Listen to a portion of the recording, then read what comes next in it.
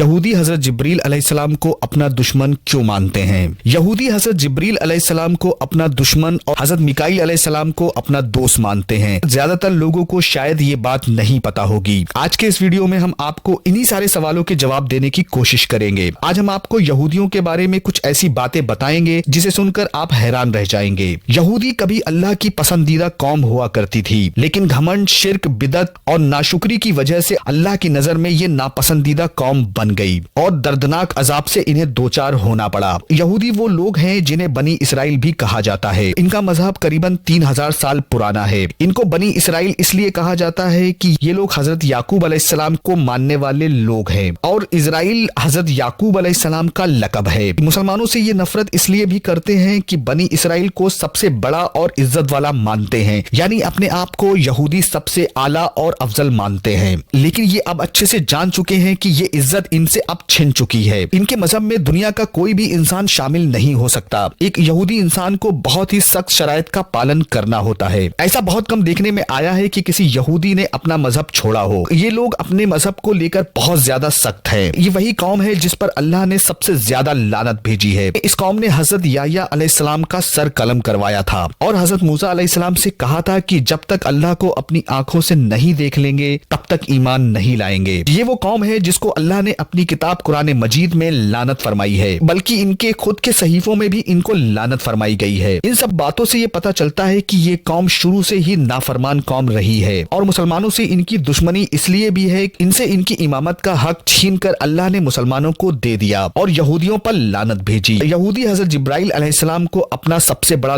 دشمن سمجھتے ہیں، کیونکہ وہ وحی کے ذریعے رسول اللہ صلی اللہ علیہ وسلم کو ان کی سازشوں سے آگاہ کر دیا کرتے تھے۔ یہودیوں نے حضرت جبرائیل علیہ السلام کو اپنا دشمن کہا ہے۔ اس پر اللہ نے قرآن مجید کی آیت سورہ بقرہ میں ارشاد فرمایا ہے کہ کہہ دو جو شخص جبریل کا دشمن ہو اس کو غصے میں مر جانا چاہیے۔ اس نے تو یہ کتاب اللہ کے حکم سے اس کے رسول کے دل پر نازل کی ہے جو پہلے کی کتابوں کی گواہی دیتی ہے اور ایمان والوں کے لیے ہدایت اور بشارت کا ذریعہ ہے۔ تفصیل ابن کثیر میں اس آیت کے حوالے سے امام ظافر طغری رحمۃ اللہ علیہ نے لکھا ہے، جب یہودیوں نے حضرت جبریل علیہ السلام کو اپنا دشمن اور حضرت میکائیل علیہ السلام کو اپنا دوست بتایا تھا، اس وقت اس کے جواب میں یہ آیت اتری۔ لیکن بعض علماء کہتے ہیں کہ نبی کی نبوت کے وقت جو مناظرے یہودیوں کے ساتھ نبی کے ہوئے اس میں ان یہودیوں نے حضرت جبریل علیہ السلام کو اپنا دشمن کہا تھا، جبکہ بعض کا خیال ہے کہ عمر بن خطاب رضی اللہ عنہ کا ان سے جو مناظرہ ہوا نبی صلی اللہ علیہ وسلم کی نبوت کے بارے میں، اس وقت یہودیوں نے حضرت جبریل علیہ السلام کو اپنا دشمن قرار دیا تھا۔ حضرت ابن عباس رضی اللہ عنہ فرماتے ہیں کہ یہودیوں کی ایک جماعت رسول اللہ صلی اللہ علیہ وسلم کے پاس آئی اور کہا کہ ہم آپ سے کچھ سوال کرنا چاہتے ہیں اور صحیح جواب نبی کے سوا کوئی اور نہیں دے سکتا، اور اگر آپ سچے نبی ہیں تو ان سوالوں کے جواب دیجئے۔ آپ صلی اللہ علیہ وسلم نے فرمایا بہتر ہے، جو چاہو پوچھو، لیکن اگر میں ٹھیک ٹھیک جواب تمہیں دوں تو تم میری نبوت کا اقرار کرو گے اور میری فرما برداری کے پابند ہو جاؤ گے۔ انہوں نے آپ صلی اللہ علیہ وسلم سے وعدہ کیا اور بھروسہ دیا۔ اس کے بعد آپ صلی اللہ علیہ وسلم نے حضرت یعقوب علیہ السلام کا وعدہ لے کر ان کو سوال پوچھنے کی اجازت دی۔ صحیح بخاری میں لکھا ہے کہ یہودیوں کو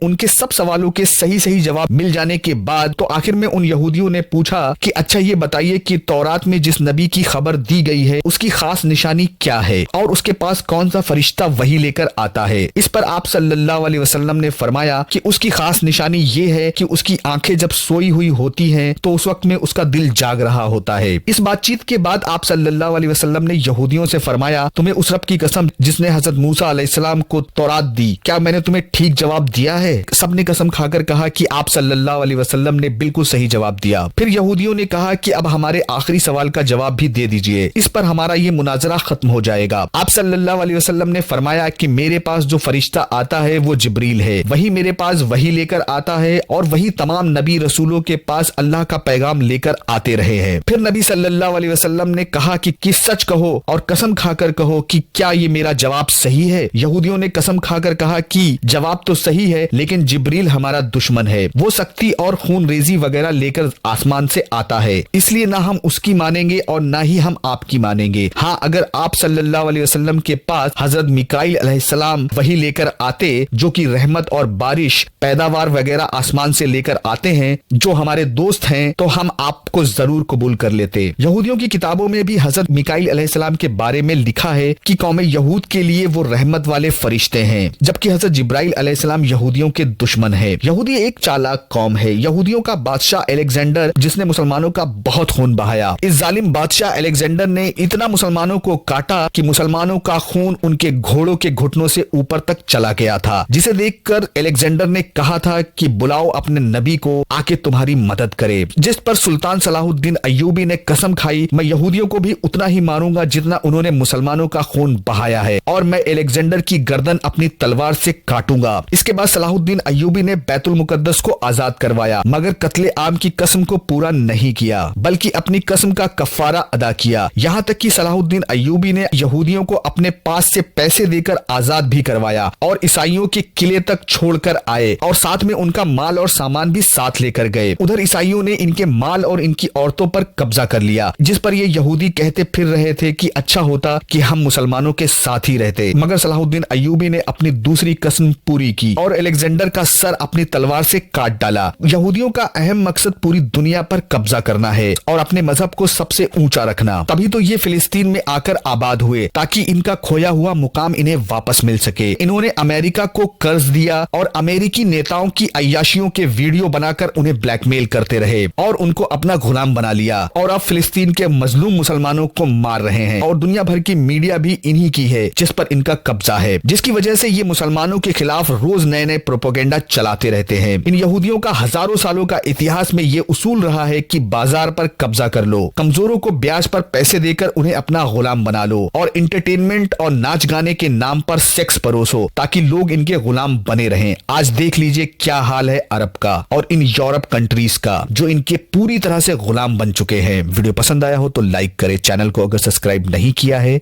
तो सब्सक्राइब जरूर करें।